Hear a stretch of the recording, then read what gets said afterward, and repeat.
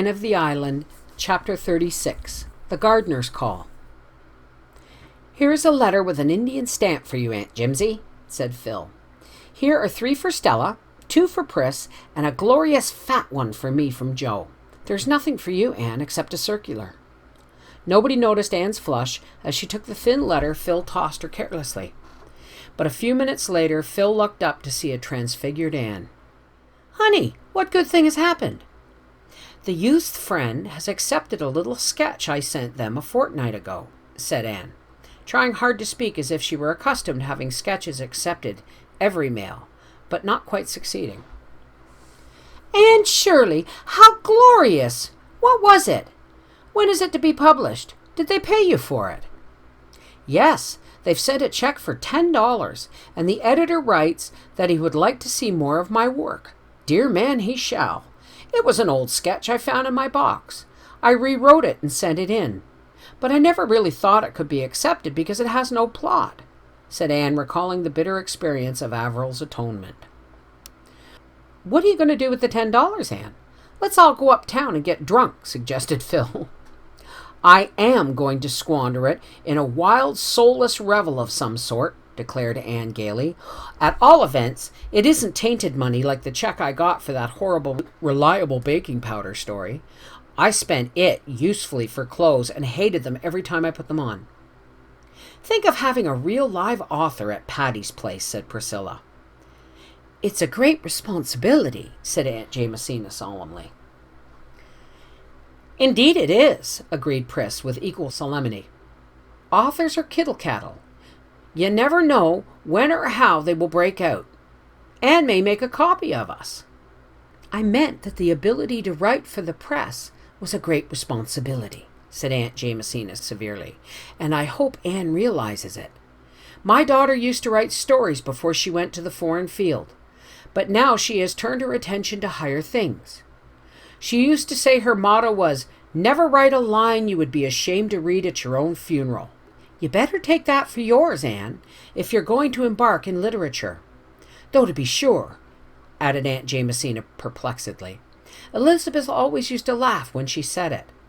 She always laughed so much that I don't know how she ever came to decide to being on a missionary. I'm thankful she did. I prayed that she might, but I wish she hadn't." Then Aunt Jamesina wondered why those giddy girls all laughed. Anne's eyes shone all day. Literary ambitions sprouted and budded in her brain. Their exhilaration accompanied her to Jenny Cooper's walking party, and not even the sight of Gilbert and Christine, walking just ahead of her and Roy, could quite subdue the sparkle of her starry hopes. Nevertheless, she was not so rapt from things of earth as to be unable to notice that Christine's walk was decidedly ungraceful. "But I suppose Gilbert only looks at her face. So like a man," thought Anne scornfully. "Shall you be home Saturday afternoon?" asked Roy. "Yes." "My mother and sisters are coming to call on you," said Roy quietly. Something went over Anne which might have been described as a thrill, but it was hardly a pleasant one. She had never met any of Roy's family.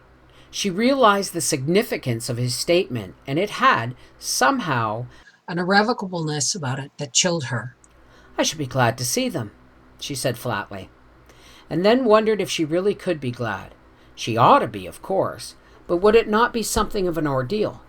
Gossip had filtered to Anne regarding the light in which the Gardiners viewed the infatuation of son and brother. Roy must have brought pressure to bear in the matter of this call. Anne knew she would be weighed in the balance.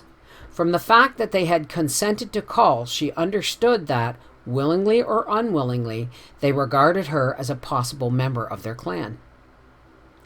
"I shall just be myself. I shall not try to make a good impression," thought Anne loftily.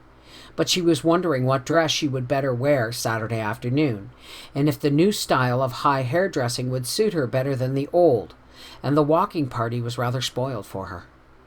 By night she had decided that she would wear her brown chiffon on Saturday, but would do her hair low. Friday afternoon, none of the girls had classes at Redmond. Stella took the opportunity to write a paper for the Philomatic Society and was sitting at the table in the corner of the living room with an untidy litter of notes and manuscript on the floor around her. Stella always vowed she would never write anything unless she threw each sheet down as she completed it. Anne, in her flannel blouse and serge skirt, with her hair rather blown from her windy walk home, was sitting squarely in the middle of the floor, teasing the Sarah cat with a wishbone. Joseph and Rusty were both curled up in her lap. A warm, plummy odor filled the whole house, for Priscilla was cooking in the kitchen. Presently she came in, enshrouded in a huge work apron with a smudge of flour on her nose, to show Aunt Jamesina the chocolate cake she had just iced. At this auspicious moment the knocker sounded. Nobody paid any attention to it save Phil, who sprang up and opened it, expecting a boy with the hat she had bought that morning. On the doorstep stood Mrs. Gardner and her daughters. Anne scrambled to her feet somehow, emptying 2 indignant cats out of her lap as she did so, and mechanically shifting her wishbone from her right hand to her left. Priscilla, who would have had to cross the room to reach the kitchen door, lost her head, wildly plunged the chocolate cake under a cushion on the Inglenook sofa, and dashed upstairs. Stella began feverishly gathering up her manuscript. Only Aunt Jamesina and Phil remained normal. Thanks to them, everybody was soon sitting at ease, even Anne. Priscilla came down, apronless and smudgeless. Stella reduced her corner to decency, and Phil saved the situation by a stream of steady small talk. Mrs. Gardner was tall and thin and handsome, exquisitely gowned, cordial with a cordiality that seemed a trifle forced. Aline Gardner was a younger edition of her mother, lacking the cordiality. She endeavored to be nice, but succeeded in only being haughty and patronizing. Dorothy Gardner was slim and jolly and rather tomboyish. Anne knew she was Roy's favorite sister and warmed to her. She would have looked very much like Roy if she had dreamy dark eyes instead of roguish hazel ones. Thanks to her and Phil, the call really went off very well, except for a slight sense of strain in the atmosphere and the 2 rather untoward incidents. Rusty and Joseph, left to themselves, began a game of chase and sprang madly into Mrs. Gardner's silken lap and out of it in their wild career. Mrs. Gardner lifted her lorgnette and gazed after their flying forms as if she had never seen cats before, and Anne, choking back slightly nervous laughter, apologized as best she could. "You are fond of cats," said Mrs. Gardner with a slight intonation of tolerant wonder. Anne, despite her affection for Rusty, was not especially fond of cats, but Mrs. Gardner's tone annoyed her. Inconsequently, she remembered that Mrs. John Blythe was so fond of cats that she kept as many as her husband would allow. "They are adorable animals, aren't they?" she said wickedly.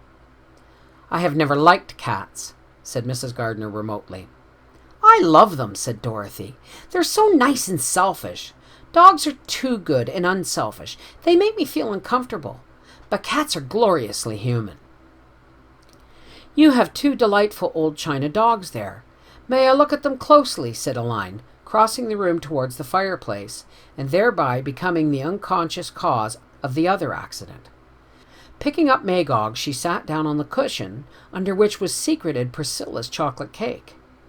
Priscilla and Anne exchanged agonized glances, but could do nothing. The stately Aline continued to sit on the cushion and discuss china dogs until the time of departure. Dorothy lingered behind a moment to squeeze Anne's hand and whisper impulsively, "I know you and I are going to be chums. Oh, Roy has told me all about you. I'm the only one in the family he tells, poor boy. Nobody could confide in Mama and Aline, you know. What glorious times you girls must have here. Won't you let me come often and have a share in them?" "Come as often as you like," Anne responded heartily, thankful that one of Roy's sisters was likable. She would never like Aline. So much was certain, and Aline would never like her, though Mrs. Gardner might be one. Altogether, Anne sighed with relief when the ordeal was over. Of all sad words of tongue or pen, the saddest are, "It might have been." quoted Priscilla tragically, lifting the cushion. "This cake is now what you might call a flat failure, and the cushion is likewise ruined. Never tell me that Friday isn't unlucky. People who are sending word they are coming on Saturday shouldn't come on Friday," said Aunt Jamesina. "I fancy it was Roy's mistake," said Phil. "That boy isn't really responsible for what he says when he talks to Anne. Where is Anne?" Anne had gone upstairs. She felt oddly like crying, but she had made herself laugh instead. Rusty and Joseph had been too awful, and Dorothy was a dear.